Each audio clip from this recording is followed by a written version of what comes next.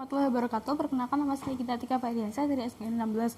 Hari ini saya akan menjelaskan tentang fimosis, parafimosis, vesicular seminalis, dan Cowper glands untuk PTA LBM 2 dari modul urogenital. Pertama adalah fimosis. Fimosis sendiri adalah suatu keadaan di mana foreskin dari penis itu tidak bisa diretraksi ke belakang atau stuck di korona atau bulbus dari penis. Keadaan ini bisa merupakan dua penyebab, yaitu penyebab fisiologi dan penyebab patologi. Untuk fisiologinya sendiri, ini merupakan keadaan normal sejak bayi laki-laki baru lahir sampai dengan usia tertentu, di mana foreskin dari penis ini akan menempel ke bulbus dari penis dan tidak bisa ditarik ke belakang.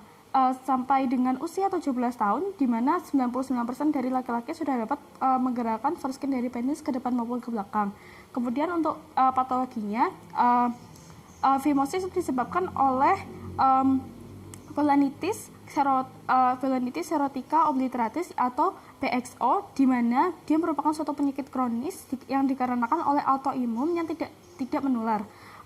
Di mana dia akan foreskin dari penis dia akan menempel dan tidak dapat dideteksi, yang mengakibatkan suatu kesulitan untuk membersihkan penis, yang mengakibatkan peningkatan dari resiko terjadinya kanker penis di kemudian hari.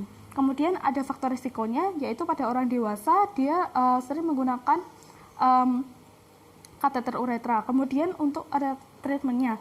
Untuk treatmentnya adalah yang paling dianjurkan adalah sirkumsisi, terutama untuk anak-anak, di mana fimosis sendiri merupakan satu-satunya indikasi klinis untuk melakukan sirkumsisi.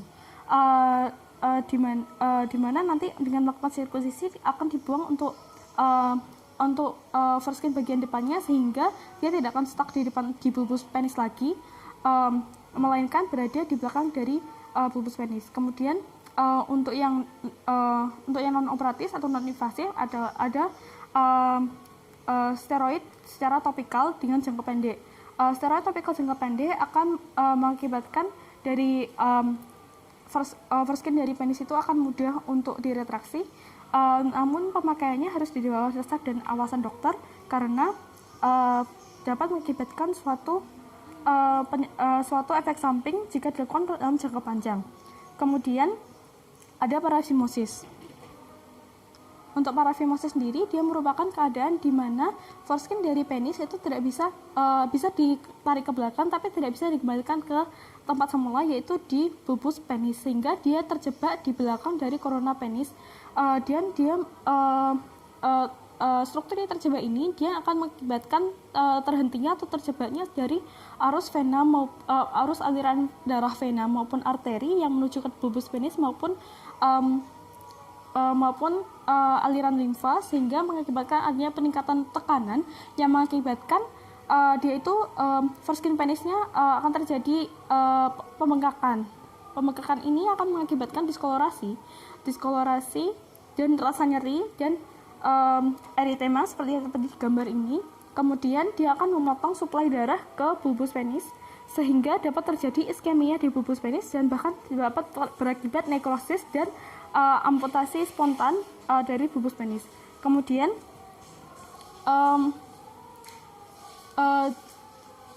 simptomatnya itu selain ada pembengkakan dari foreskin penis, dan kemudian ada eritema, kemudian ada perubahan warna kebiruan dari bulbus penis, itu ada nyeri yang teramat sangat. Kemudian untuk treatmentnya sendiri dia adalah ada yang invasif dan non invasif. Diusahakan untuk terapi kita gunakan yang non invasif terlebih dahulu.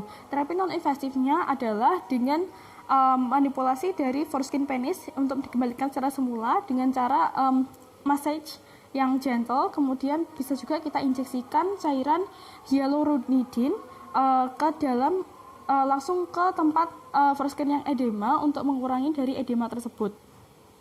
Berkurangnya edema tersebut akan mempermudah manipulasi dari foreskin penis, sehingga dia bisa kembali ke tempat yang semula, yaitu tempat di bulbus penis. Kemudian ada vesicular seminalis. Untuk vesicular seminalis sendiri, dia itu merupakan sepasang kelenjar yang berada di bagian bawah belakang daripada vesika urinaria, dan dia juga berada di belakang dari prostat, di mana dia itu berada di antara vesika urinaria dan rektum. Jadi yang di depan adalah vesika urinaria, prostat, yang di bagian belakang adalah rektum dan fascia denonfilier. Kemudian di bagian tengahnya ini bisa kita lihat di sini ada vas deferens yang di sini melebar menjadi ampula deferens, sedangkan di sini adalah ureter kanan dan kiri. Kemudian untuk vesicula seminalis sendiri dia merupakan suatu kelenjar berongga yang nanti dia akan berakhir di suatu ductus excretorius yang nanti bersama dengan vas deferens dia akan membentuk suatu ductus ejaculatorius yang akan masuk ke dalam prostat dan nanti akan keluar melalui uretra prostatico yang ada di uretra prostatico. Kemudian vaskularisasinya. Untuk arteri dia diperdarahi oleh arteri vesiculodeferentia yang mendapat darah dari arteri umbilicalis yang mendapat darah dari arteri iliaca interna. Kemudian untuk dia juga diperdarahi oleh arteri vesicalis inferior. Kemudian untuk perdarahan darah venanya, jadi dia bermuara ke vena vesiculodeferentialis yang dia nanti akan bermuara ke vena iliaca interna. Kemudian fungsi dari vesicula seminalis sendiri, dia adalah suatu kelenjar yang menghasilkan sekret yang nanti ditambahkan pada cairan semen. Sekret ini meliputi sekitar 70% dari keseluruhan semen dan nanti akan untuk makanan spermatozoa. Isi dari sekret ini adalah fruktosa, citric acid, dan prostaglandin, di mana prostaglandin selain untuk menjadi makanan dari spermatozoa, dia juga merupakan suatu zat yang digunakan untuk softening atau melembutkan dari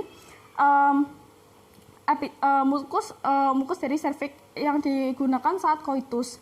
Kemudian ada Cowper gland atau budo-ureter gland.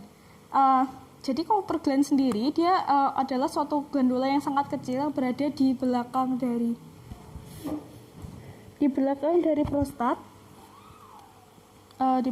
prostat. Dan dia itu hanya ada di laki-laki, sehingga homolog atau counterpartnya pada perempuan adalah glandula Bartomili.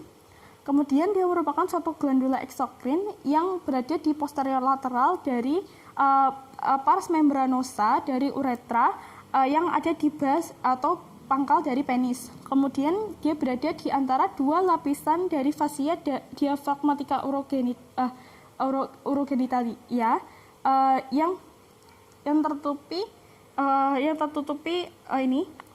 ini adalah glandula Cowper yang tertutupi oleh muskulo uretra membranacea.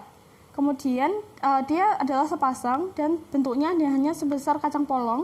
Kemudian dari tiap glandula dia itu terdiri dari lobulus, di mana per lobulusnya itu akan ada asini dan yang dilapisi oleh sel epitel kolumner yang nanti akan terhubung menjadi suatu ductus yang nanti akan menjadi ductus excretorius.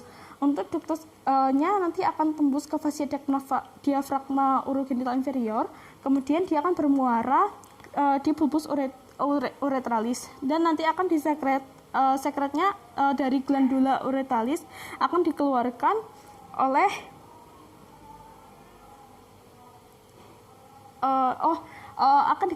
rangsangan erotis. Kemudian sekret itu berupa suatu cairan bening yang dia berfungsi untuk melumasi dan menetralkan dari bagian distal dari uretra, di mana masih ada sisa dari urin yang sifatnya basah untuk meningkatkan solubilitas dari sperma saat koitus. Mungkin sekian dari saya. Mohon maaf kalau ada salah kata dan kurang. Terima kasih. Wassalamualaikum warahmatullahi wabarakatuh.